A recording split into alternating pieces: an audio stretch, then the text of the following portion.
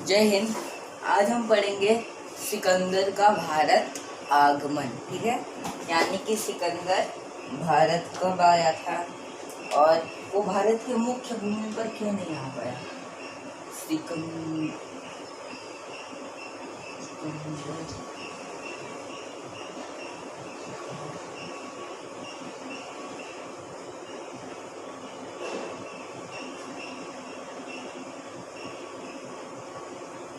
देखिए, आपको कई जगह यह बताया जाएगा कि सिकंदर भारत में नहीं आया था, पर जिस समय सिकंदर आया था भारत में, उस समय भारत अखंड भारत कहलाता था। क्या कहलाता था? अखंड भारत, जिसमें पाकिस्तान, अफगानिस्तान, नेपाल, भूटान, बांग्लादेश, यह सारे पड़ोसी देश भारत के आते थे। तो जब सिकंदर भारत आया था तो वो भारत की मुख्य भूमि पर उसने कभी भी राज्य नहीं किया। उसने अखंड भारत की भूमि पर राज्य किया था, यानी कि वो अफगानिस्तान, पाकिस्तान में आया था। ठीक है, तो यहाँ तक आपको कॉन्सेप्ट क्लियर हो गया। अगर मेरी वीडियो के टाइटल पे यह लिखा होगा कि सिकंदर का भारत आगमन, और यूट्यूब पे आप किसी दूसरी वीडियो को देखेंगे कि सिकंदर भारत क्यों नहीं आ पाया, टाइटल लगा के रखते हैं ना लोग, तो ऐसा मत समझिएगा कि मैं गलत बता रहा हूँ। ठीक है, चलिए अब देखते हैं भारत के अंदर सिकंदर कब आया, कैसे आया, और भारत की मुख्य भूमि पर क्यों नहीं आ पाया। वो आना चाहता था पर वो नहीं आ पाया। चलिए देख लेते हैं क्यों नहीं आ पाया। सिकंदर 326 ईसा पूर्व में भारत में आया, यानी कि चलिए हम भारत का नक्शा बना लेते हैं पहले।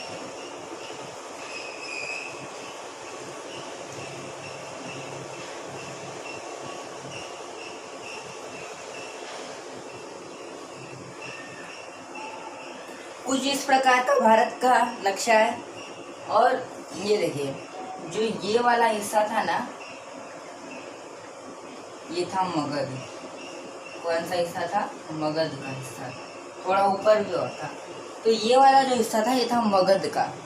महाजनापद में मगध सबसे शक्तिशाली था। महाजनापद यानी कि अफगानिस्तान से ना गुवाहाटी तक ईस्ट में, और वेस्ट में महाराष्ट्र तक कुछ छोटे छोटे यूनियन टेरिटरी थे, यानी कि कुछ छोटे छोटे राज्य थे, जिसे हम कहते हैं जनपद। ठीक है, और महाजनपद हम उसे कहते हैं जो जनपद ज़्यादा शक्तिशाली हो गए थे, और महाजनपद में मगध सबसे ज़्यादा शक्तिशाली था। ठीक है, मगध का कुछ इस प्रकार का साम्राज्य था, और यहाँ पे था पाकिस्तान, और उसके ऊपर था अफगानिस्तान। सिकंदर कहाँ से आया? सिकंदर था फरगना का। कहाँ था? फरगना का। ठीक है, फरगना यानी कि तुर्की का था। ठीक है, वो तुर्की से यहाँ पे भारत आया, और ईरान, इराक होते हुए अफगानिस्तान के हिंदुकुश पर्वत से पाकिस्तान होते हुए यहाँ पे वो भारत में एंट्री मारता था। ठीक है, अगर आप मैप में देखना चाहेंगे तो मैं आपको दिखा देता हूँ। ये हम मैप भी लेके आए थे आप लोग को दिखाने के लिए। ये देखिए तुर्की, ये देखिए यहाँ पे तुर्की। ठीक है, तो ये तुर्की से होते हुए ईरान, अफगानिस्तान, पाकिस्तान के रास्ते दिल्ली के पहले यहाँ पे लुधियाना के जस्ट नीचे, यानी कि जैसलमेर के आसपास उसने एंट्री मारी। ठीक है, तो जैसलमेर उस समय तो नहीं था, उस समय वो राज्य जनपद में आता है। ठीक है, तो इसने कहाँ से एंट्री मारा? यहाँ से सिकंदर एंट्री मारने की कोशिश कर रहा था। ठीक है, यहाँ तक कोई दिक्कत नहीं। और ये जो पाकिस्तान था ना, यहाँ पे सबसे बड़ा महाजनपद था तक्षशिला। कौन सा? तक्षशिला। ठीक है, तक्षशिला के राजा थे आम्भिक। क्या थे? कौन था राजा था? आम्भिक राजा था। ठीक है, तक्षशिला यूनिवर्सिटी भी थी, काफी बड़ी यूनिवर्सिटी थी। तक्षशिला के राजा थे आम्भिक। कौन राजा था? आम्भिक। ठीक है, जब सिकंदर इस तक्षशिला को जीतने के लिए आया तो वो किससे लड़ने के लिए आया? आम्भिक से लड़ने आया। देखिए, आम्भिक के अंदर ना दो समस्याएं थी। पहली बात, ये डरपोक शासक था। कैसा था? डरपोक था। और दूसरी बात, ये बहुत बड़ा आयास था। ठीक है, ये बहुत बड़ा आयास था। आयास यानी कि मतलब इसको रोज कोई ना कोई पसंद आ जाती थी। ठीक है, तो ये इसके अंदर खराबी थी आम्बिक के अंदर। जो बड़े राजा इस तरह से मरे ना, उन लोग के अंदर यही प्रॉब्लम थी यार, रोज किसी ना किसी के ऊपर पसंद करेंगे, ये नहीं कि साम्राज्य विस्तार करें। ठीक है, आम्बिक एक डरपोक तथा आयास था। जब सिकंदर यहाँ से आ रहा था, तब सिकंदर आम्बिक से थोड़ा बहुत लड़ाई किया, यानी तू मैं हुआ। उसके अंदर आम्बिक हार मान गया। ठीक है, इतना लड़पोका था ये, अपने राज्य के लिए लड़ भी नहीं सकता था रामी चोट्टा। ठीक है, तो सिकंदर के सामने आम्बिक ने घुटने टेक दिए और फिर सिकंदर ने उसे कहा कि जब हम आगे भारत के ऊपर आक्रमण करेंगे तब तुम हमारी मदद करना। ठीक है, आम्बिक बोला हाँ ठीक है जरूर, एकदम बढ़िया से मदद करेंगे। उसके बाद ये आम्बिक यहीं नहीं रुका। इस आम्बिक ने कहा कि सिंध के यहाँ पे राजा है पोरस, आप उसको भी हराइए। ठीक है, तक्षशिला के जस्ट यहाँ पे, मतलब जहाँ पे पाकिस्तान का पंजाब और भारत का पंजाब, उसमें वो एक ही पंजाब था। उसे हम पहले कहते थे सिंध। क्या कहते थे? सिंध। सिंध का राजा था पोरस। कौन राजा था? पोरस। ठीक है, ये काफी बहादुर शासक था। सिकंदर आम्बिक के साथ सिंध में आया पोरस के साथ लड़ाई करने के लिए। ठीक है, उस समय जो पोरस रहता था ना, वो पाकिस्तान की भूमि में रहता था। ठीक है, तो सिंध के, यानी कि सिंध जो पाकिस्तान में है, वहाँ पे पोरस रहता था। वहाँ का काफी बढ़िया शासक था ये ना। आम्बिक का एकदम उल्टा था। आम्बिक डरपोक, ये काफी ज्यादा बहादुर था। ठीक है, सिकंदर आम्बिक के साथ मिलकर पोरस के ऊपर अटैक किया, यानी कि युद्ध हुआ। और पोरस के साथ सिकंदर की जो युद्ध हुआ, यानी कि जो उसकी सेना थी, काफी ज्यादा क्रूरता से लड़ी, पर दोनों की पावर लगभग सेम थी। सिकंदर आम्बिक के मिलने के साथ, यानी कि आम्बिक सिकंदर से मिल चुका था, फिर भी पोरस के अंदर इतनी पावर थी कि उन दोनों को संभाल रहा था। ठीक है, और पोरस और सिकंदर के बीच में निर्णायक युद्ध हुआ। इस युद्ध को हम झेलम के युद्ध से जानते हैं। किसके युद्ध से जानते हैं? झेलम का युद्ध। ठीक है, क्योंकि यह झेलम नदी के तट पर लड़ा गया था। ठीक है, यह झेलम नदी के तट पर लड़ा गया था। और उस युद्ध के अंदर ना, पोरस एक तो हार मान नहीं रहा था और मर भी नहीं रहा था, सिकंदर मार भी नहीं पा रहा था। उसके बाद पीछे से, यानी कि मान लीजिए पोरस यहाँ से लड़ाई कर रहा है सिकंदर के सामने से, तो सिकंदर की फौज उसके पीछे से जाकर उसको पकड़ ली और उसके हथियार फेंकवा के उसे घसीटते हुए सिकंदर के पास लेके गए। ठीक है, सिकंदर ने पोरस से कहा घुटने टेक दो, हम तुम्हारी जान बख्श देंगे। पर पोरस इतना शक्तिशाली था और इतना वीर था, उसने कहा काटना है काट दो गला, नहीं चाहिए ऐसी ठोकी हुई जिंदगी। ठीक है, तो सिकंदर पोरस की वीरता देख के वो काफी ज्यादा प्रसन्न हुआ और उसने पोरस को कहा कि आओ मुझसे गले मिल जाओ, मैं तुम्हारा सारा राज्य वापस कर दूंगा तुमको, बस जब मैं आगे मगध की ओर हमला करूंगा तब तुम मेरी मदद करना। तो पोरस भाई हारा हुआ इंसान था। अब हारे हुए के सामने जीते हुए की, मतलब हारा हुआ कुछ नहीं बोल सकता ना, उसको उसकी बात माननी होगी। ठीक है, तो जो मगध के ऊपर सिकंदर ने हमला करने की कोशिश की, तब आम्बिक तथा पोरस दोनों भारत के राजा उसके साथ मिल चुके थे। काफी ज्यादा बेकार बात हो गई थी। ठीक है, अब देख लीजिए यहाँ पे ये जो तक्षशिला था ना, यानी कि जो यूनिवर्सिटी थी तक्षशिला की, उस तक्षशिला यूनिवर्सिटी में एक टीचर का नाम था चाणक्य। क्या नाम था? चाणक्य। पूरी दुनिया इन्हें कौतल्य के नाम से नहीं जानती, चाणक्य के नाम से ही जानते हैं। कौतल्य उनका निकनेम था। ठीक है, चाणक्य तक्षशिला यूनिवर्सिटी में प्रोफेसर थे। क्या थे वो? प्रोफेसर थे, यानी कि वहाँ पे पढ़ाते थे। और चाणक्य काफी ज्यादा विद्वान थे। ठीक है, फिर चाणक्य ने कहा मगध के राजा धनानंद को, किसको कहा? धनानंद को, जब सिकंदर ने पोरस को जीत लिया तो तक्षशिला से चाणक्य भाग के गए मगध में। मगध की राजधानी पाटलिपुत्र के अंदर ये राजा बैठे थे धनानंद। किस किस डायनेस्टी से धनानंद, यानी कि किस साम्राज्य के थे? नंद साम्राज्य के थे। कहाँ के थे? नंद साम्राज्य के। तो तक्षशिला से चाणक्य गए मगध में। वहां पे कहाँ गए? पाटलिपुत्र में। पाटलिपुत्र उनकी राजधानी थी, ठीक है। पाटलिपुत्र में गए। पाटलिपुत्र में बैठे थे ये धनानंद, मदिरा पी के ऑर्केस्ट्रा देख रहे थे, ठीक है। धनानंद मदिरा पी के ऑर्केस्ट्रा देख रहे थे पाटलिपुत्र में। तो जब चाणक्य उनके पास गए तो धनानंद बोलता है, कौन आया है ब्राह्मण, निकालो इसको, यहाँ पे अभी ऑर्केस्ट्रा चल रहा है मेरा। तब तो चाणक्य को उनके बाल पकड़ के उनको दरबार में से बाहर निकाल दिया गया था, ठीक है। और देखिए उस टाइम पे तो जो प्रोफेसर लोग रहते थे, यानी कि जो ब्राह्मण लोग रहते थे ना, बड़े बड़े बाल रखे थे, बांधे रहते थे। तो जब धनानंद के सैनिकों ने इनको बाहर निकाल के फेंक दिया था ना, तब इनकी जो शिखा, यानी कि जो बाल बांधते थे, वो खुल गया था। तब चाणक्य ने वहीं पर शपथ लिया था कि आज तुमने मेरी शिखा खोली है, जब तक तुमको इस पृथ्वी से उजाड़ नहीं देता तब तक मैं इस शिखा को बांध दूंगा नहीं, ठीक है। तो चाणक्य वापस आए तक्षशिला में, और तक्षशिला जो यूनिवर्सिटी थी उसके में चाणक्य प्रिय शिष्य थे, यानी कि चाणक्य के प्रिय शिष्य थे कौन? चंद्रगुप्त। कौन थे? चंद्रगुप्त। अच्छा, अभी मैंने इसके ऊपर बहुत सारा लिख दिया तो जरा मैं इसे रफ कर देता हूँ, नहीं तो ऐसे काफी आपको रफली लगता देखने में। तो कहाँ अभी हम लोग चल रहे थे? चंद्रगुप्त के यहाँ पे, ठीक है। याद कीजिए सिकंदर ने कब भारत के अंदर एंट्री किया? 323 ईसा पूर्व, ठीक है। सिकंदर कहाँ का राजा था? फरगना का राजा था। कहाँ का राजा था? फरगना का राजा था। सिकंदर के पिताजी का नाम क्या था? फिलिप द्वितीय। क्या नाम था उनका? फिलिप द्वितीय, ठीक है। यहाँ तक कोई दिक्कत नहीं।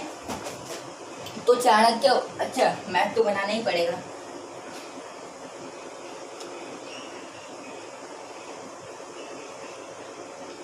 ठीक है, तो इस प्रकार का कोई भारत का मैप है। पूरा कुछ बेकार हो गया है, जरूरत से ज्यादा बेकार हो गया है। हमको मैप बनाने में हम कच्चे हैं थोड़ा, ठीक है। तो थोड़ा देर और रुक जाइए, तब तक आप रिवीजन करते रहिए, ठीक है।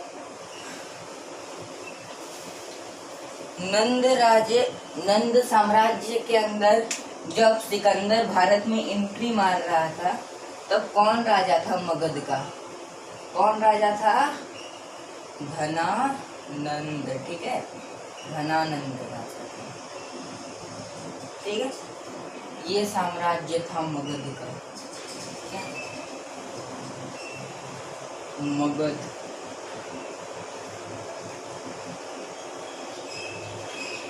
तक्षशिला के राजा कौन थे? आम्बिक थे। आम्बिक तथा पोरस को किसने जीत लिया? सिकंदर ने जीत लिया। तो तक्षशिला यूनिवर्सिटी के प्रोफेसर कौन थे? कौन थे भैया प्रोफेसर? चाणक्य, जिसे हम कौटिल्य भी कहते हैं। तो चाणक्य थे वहाँ के प्रोफेसर। चाणक्य को जो पाटलिपुत्र में धनानंद के द्वारा घसीट के फेंक दिया गया था, तब धनानंद चाणक्य वापस कहाँ आए? तक्षशिला यूनिवर्सिटी में। और उन्होंने अपने प्रिय शिष्य चंद्रगुप्त को क्या कहा कि ये जो सिकंदर है ना, ये मगध में आ रहा है, अगर ये मगध के अंदर घुस गया तो आने वाली पीढ़ी को उजाड़ के रख देगा, काफ़ी ज़्यादा दिक्कत हो जाएगी, आप उसका कुछ करो। तब चंद्रगुप्त कहेगी, हम तो भैया आपके शिष्य हैं, ना तो राजा ना तो राजकुमार, कुछ नहीं, हम कैसे लड़ेंगे उससे। उस समय काम आया अंधविश्वास, ठीक है। ये देखिए, ये था पाकिस्तान, हालांकि इतना बड़ा नहीं है, इतना ही है पाकिस्तान, इससे भी छोटा है, ठीक है। पाकिस्तान था, पाकिस्तान में जगह थी तक्षशिला, ठीक है, जिसको सिकंदर ने जीत लिया था। तब काम आया अंधविश्वास। यहाँ पे एक नदी बहती है, इसका नाम क्या है? क्या नाम है इसका? हाँ, नाम भुला गई है।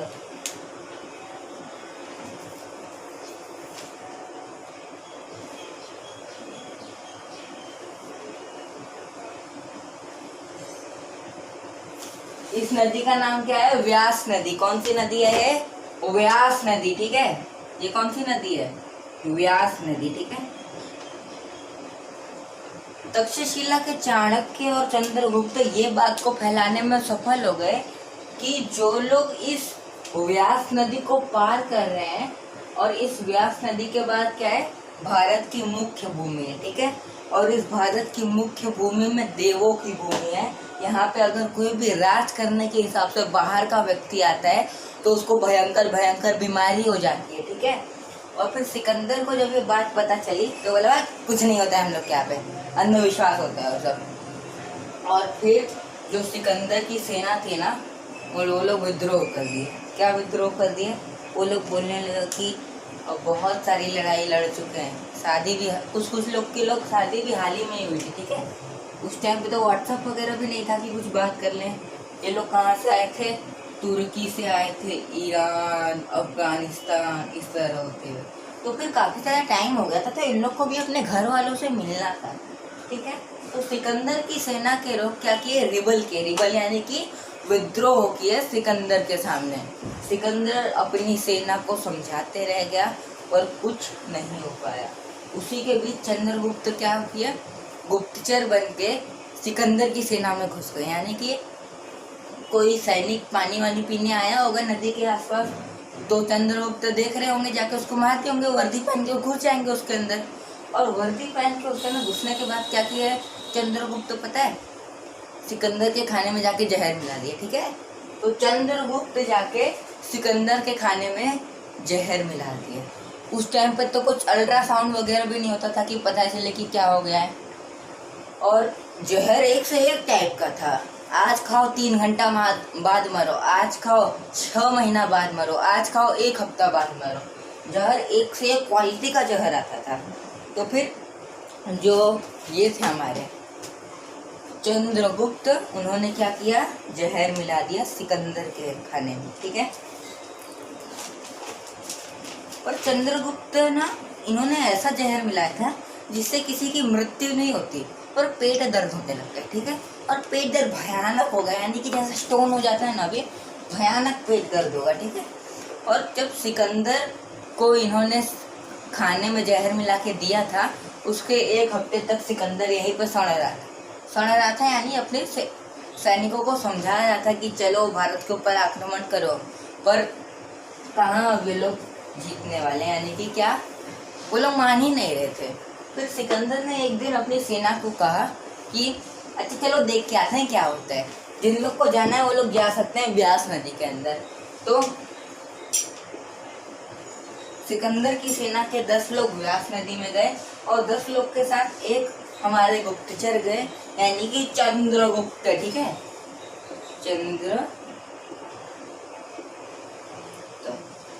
चंद्रगुप्त इन 10 व्यक्तियों को व्यास नदी में लेके गए और व्यास नदी के अंदर चंद्रगुप्त ने इन 10 की हत्या कर दी, ठीक है। 10 का बलात्कार कर दिया, हत्या कर दी, ठीक है। चंद्रगुप्त मौर्य ने व्यास नदी के अंदर 10 लोग की हत्या कर दी। और फिर जो तक्षशिला यूनिवर्सिटी के प्रोफेसर यानी कि चाणक्य थे, उन्होंने बोला सिकंदर को, देखा देखा ऐसे ही होता है। और जो उन सिकंदर की सेना में भयानक एकदम डर मच गया था कि जाएंगे तो मर जाएंगे, क्या होगा, बीवी बच्चों को नहीं देखे, पापा मम्मी को नहीं देखे, भयानक डर बैठ गया था उनके अंदर। और रोज कोई ना कोई मरता रहता था। चंद्रगुप्त रोज किसी को लेके मार देते थे। और तब तक जो चंद्रगुप्त जहर मिलाए थे उसका भी असर सिकंदर को होने लगा, उसका पेट गड़ने लगा बहुत तेज से। तो सिकंदर अपनी सेना के सामने हार गया और सिकंदर यहाँ से वापस जाने लगा, ठीक है। धीरे धीरे धीरे धीरे धीरे धीरे वापस जाने लगा। यहाँ तक कोई दिक्कत नहीं किसी को। और जब सिकंदर वापस जाने लगा तब चाणक्य की पहली नीति पास हो गई, ठीक है। यानी कि उसकी पहली नीति क्या थी? देखिए, किसी राजा ने ना सिकंदर को अंदर आने से नहीं रोका। युद्ध तो हुआ था, पोरुष ने रोका था, पर कोई राजा सफल नहीं हो पाया था। और चाणक्य का अंधविश्वास से सफल हो गया और सिकंदर की सेना लौट गई, ठीक है। चाणक्य की पहली नीति सफल हो गए। अब दूसरे नंबर पे था धनानंद, ठीक है।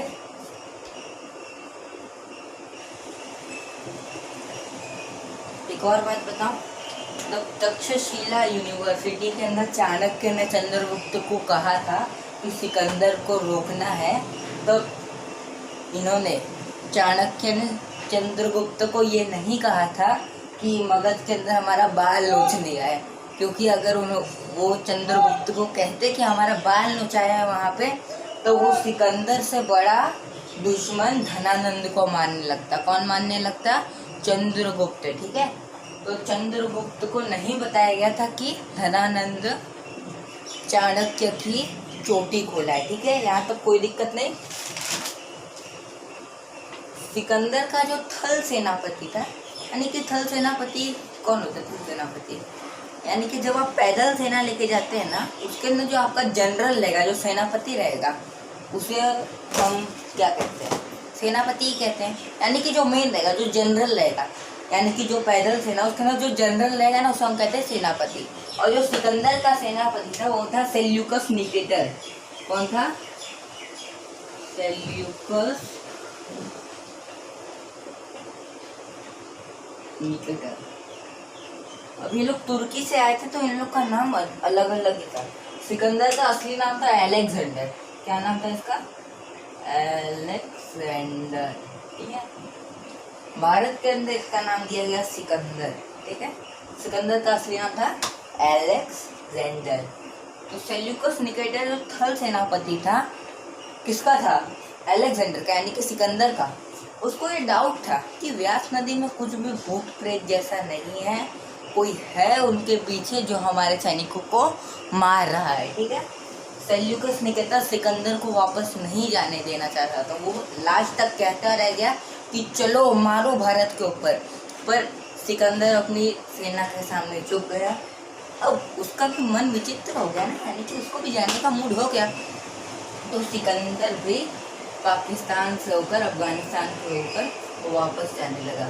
एक और फैक्ट बताऊं, जब पोरस के साथ लड़ाई हो रही थी सिकंदर की, तब जब पोरस ने इस तरह से अपनी बहादुरी दिखाई थी ना, तब जो हमारा सिकंदर था उसके ऊपर प्रसन्न हो गया कि वाह कितनी बहादुरी है, भले मैं सिकंदर हूँ पर उसकी बहादुरी काफ़ी ज़्यादा है, ठीक है। तो जो सिकंदर की बीवी थी ना, वो भी उसको देख के काफ़ी ज़्यादा उसको पसंद आया कि वाह कितना बहादुर है। तब भी सिकंदर बताया ससुरी तू कहाँ खुश हो रही है। तब तो कभी सिकंदर ने अपनी बीवी को बोला कि पोरस को राखी बांध। तभी सिकंदर की जो बीवी थी उसने पोरस को राखी बांध दिया, ठीक है।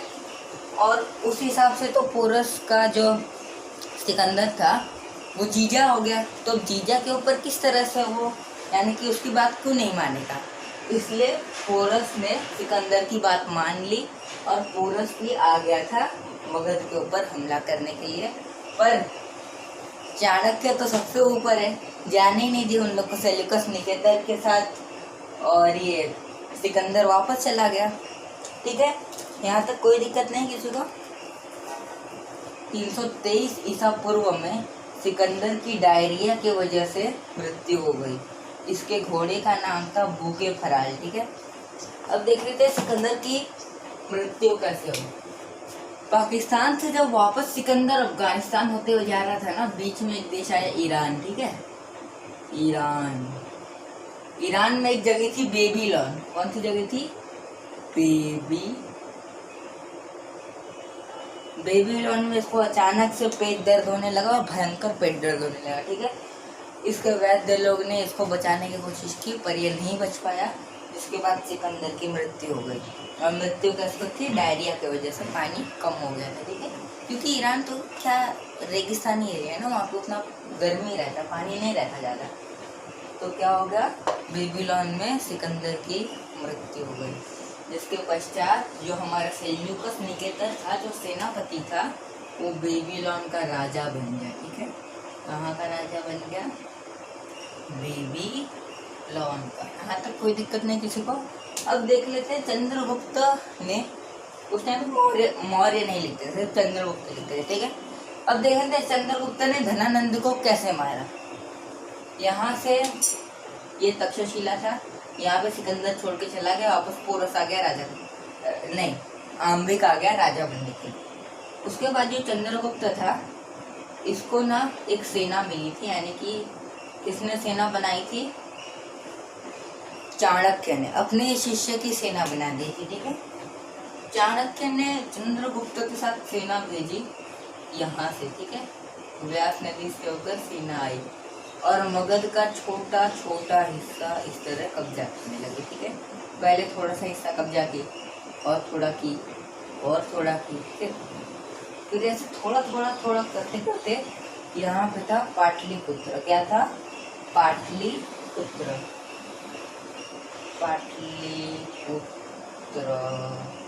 ठीक है, पाटलिपुत्र के अंदर जो हमारा धनानंद था, ऑर्केस्ट्रा को उस समय नहीं देख रहा था, उस समय अपने लोगों की बात सुन रहा था, यानी कि अपने प्रजा की बात सुन रहा था अपने सिंहासन पर बैठ के। चंद्रगुप्त बड़ी ही चतुराई से उसके सिंहासन के पीछे गया और उसकी हत्या कर दी, क्योंकि चंद्रगुप्त को यह पता था कि ये जो धनानंद है ये बकलोल शासक है, कुछ मगध का करेगा नहीं, और अगर हम इससे लड़ाई करने जाएंगे, यानी कि सामने से लड़ाई करने जाएंगे, तब इसके पास इतनी ज़्यादा बड़ी फौज है कि हम लोग 10 मिनट में चकनाचूर हो जाएंगे। इसलिए चंद्रगुप्त मौर्य ने छिपकर धनानंद की हत्या कर दी। ठीक है, उसके बाद राजगद्दी पे बैठे चंद्रगुप्त मौर्य। कौन बैठे राजगद्दी पे? चंद्रगुप्त मौर्य। मगध का राजा कौन बना? चंद्रगुप्त मौर्य। यहाँ तक कोई दिक्कत नहीं किसी को। अब हम आगे देखेंगे चंद्रगुप्त मौर्य ने क्या क्या किया, कैसी कैसी लड़ाई हुई। ये जो सेल्यूकस निकेटर था ना, ये वापस आया था लड़ाई करने के लिए, वो हम अगली वीडियो में देख लेंगे। उसके बाद देखेंगे चंद्रगुप्त मौर्य के बाद उसके पुत्रों ने क्या किया, कलिंग की लड़ाई कब हुई, और हम जो हमारा मुगल है, जो हमारा मौर्य साम्राज्य है, उसके बारे में कंप्लीट जानकारी आपको कल की वीडियो में मिल जाएगी। आज की वीडियो में आपको सिकंदर कैसे भारत आया और कैसे वापस भी भाग गया, उस तर वहाँ तक आपको अच्छे से समझ में आ गया होगा। तब तक के लिए जय हिंद। बच्चों, जैसा कि मैंने आपको बताया कि सिकंदर की मृत्यु 323 ईसा पूर्व में बेबीलोन पे हो गई थी। क्यों हुई थी मृत्यु? डायरिया की वजह से। ठीक है, सिकंदर के घोड़े का नाम था बूके फरार, और ये जो बूके फरार था उसको सिकंदर से लगाव हो गया था। क्यों लगाव हो गया था? क्योंकि अब फरगना से भारत तक और भारत से ईरान तक सिकंदर के साथ रहा था। जब इसने सिकंदर की लाश देखी तो उसे देख के इसको हार्ट अटैक आ गया। सोचिए कितना इमोशनल हो गया होगा ये। घोड़े को हार्ट अटैक आ जाता है अपने मालिक को देख के। पहली बार मैंने नाम सुना था कि घोड़े को हार्ट अटैक भी आ सकता है। जब भूखे फरार नाम देख रहे हैं ना, तो ये मत भूल लीजिएगा कि किसी आदमी का नाम है। ठीक है, ये सिकंदर का घोड़ा था। ठीक है, सिकंदर 323 ईसा पूर्व में कहाँ मरा? बेबीलोन में। बेबीलोन कहाँ पे है? ईरान में है। ठीक है, और क्यों, कैसे मर गया था सिकंदर? डायरिया की वजह से। और आगे की वीडियो आपके पास जल्दी आ जाएगी। आगे की वीडियो में हम मौर्य काल का पढ़ेंगे, यानी कि चंद्रगुप्त मौर्य से स्टार्टिंग करेंगे। तब तक के लिए जय हिंद।